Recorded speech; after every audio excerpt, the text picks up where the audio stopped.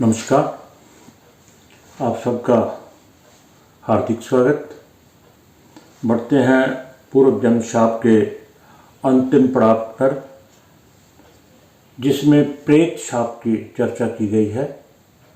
पराशर जी महाराज ने अपने श्लोकों में बताया गया है कि कैसे योग बनते हैं जिनके कारण प्रेत शाप बनता है। ऐसा योग जिसे प्रेत शाप कहते हैं, पूर्व जन्म शाप के अंतर्गत आने वाले 8 शाप है। 8 शापों में ये अंतिम शाप है। इससे पूर्व हमने पत्नी शाप, भारे शाप, ब्रह्म शाप और उससे 2 या 3 महीने पहले हमने 5 शाप कर लिए थे। सर्प शाप, पितृशाप, मातृशाप, ब्रह्म शाप बाद में किया, मातुल्य शाप, भ्रातृ शाप, और 5 शाप हमने पहले कर लिए थे। ये जो 3 शाप शेष थे उनमें से आज जो है अंतिम शाप की हम बात कर रहे हैं। इसमें प्रेत शाप बनता कैसे है, कौन से योग हैं, इनकी चर्चा तो हम श्लोकों में करेंगे, परंतु उन्होंने सबसे पहले ये बताया है अपने श्लोक में। ये पहले श्लोक की 3 लाइन है।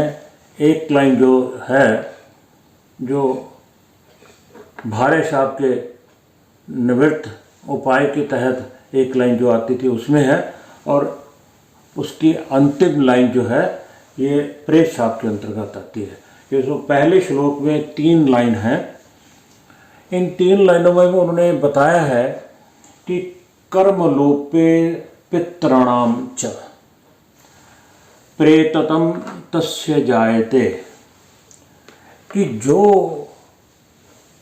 मनुष्य अपने पूर्वजों को, अपने पितरों को, अपने माता पिता को उनका श्राद्ध नहीं करते, कर्मलोपे पितॄणाम च प्रेततम तस्य जायते, जिन जातकों का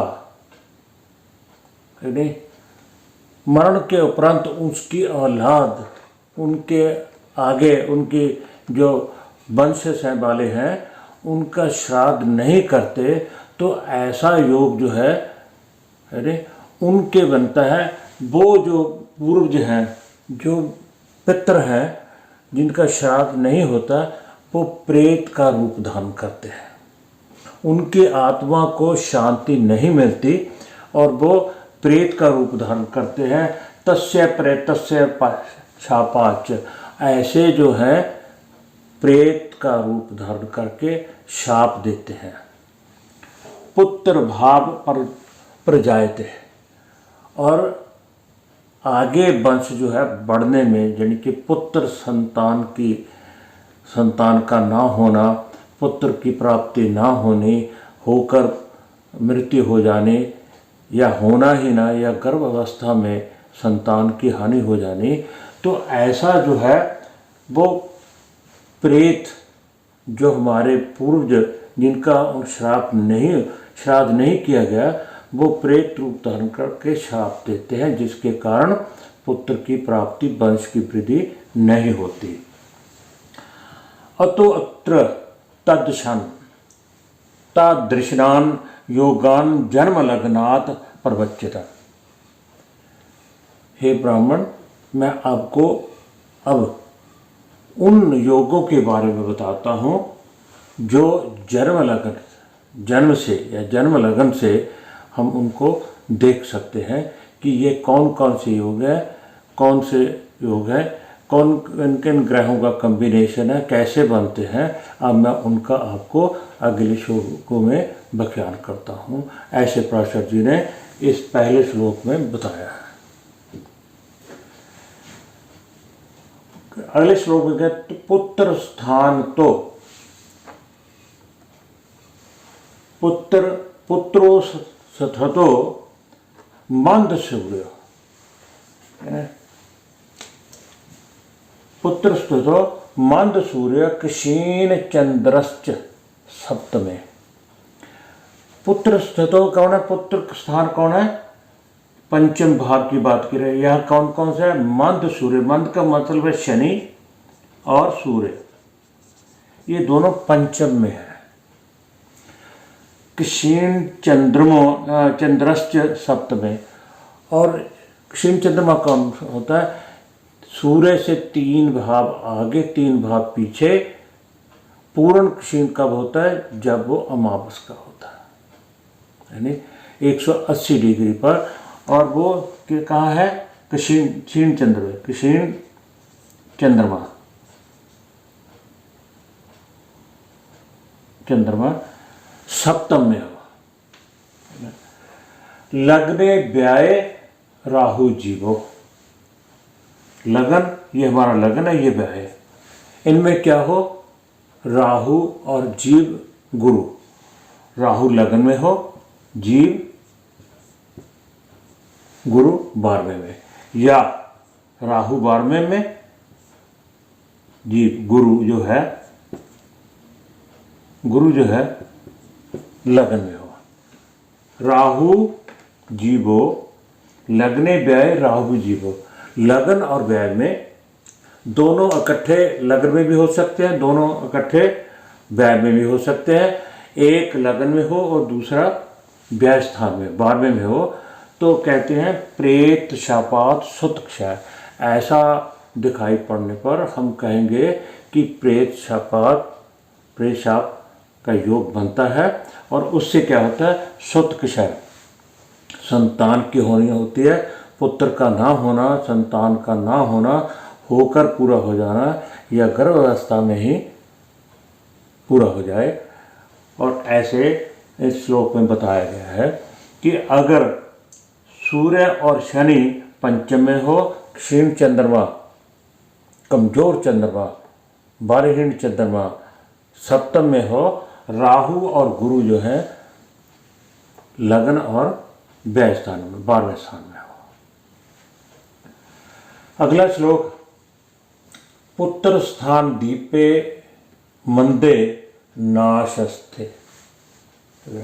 अब इन्होंने कहा है पुत्र स्थान दीपे, यहां का स्वामी कौन, मंदे, पंचम का स्वामी जो है पुत्र स्थान दीपे मंदे, यहाँ का स्वामी मंदे कहाँ बैठा होगा, नाशस्थे, अस्तम में बैठा है। यहाँ का स्वामी क्या है, या तो यहाँ मकर राशि हो या यहाँ कुंभ राशि हो, तो कौन स्वामी होगा, शनि होगा। शनि बैठा कौन है, कहाँ पे है, अष्टम में, शनि, शनि।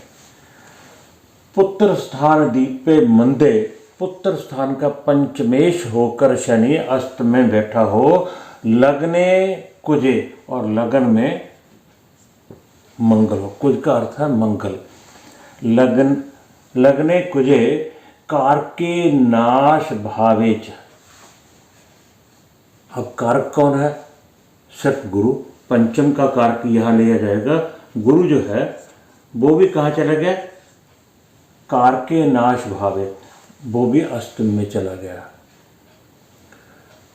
पंचमेश जो है अष्टम में चला गया, और पंचम का जो कारक है, गुरु कारक है, औलाद का, संतान का, पुत्र का, वो भी कहाँ चला गया, अष्टम में चला गया।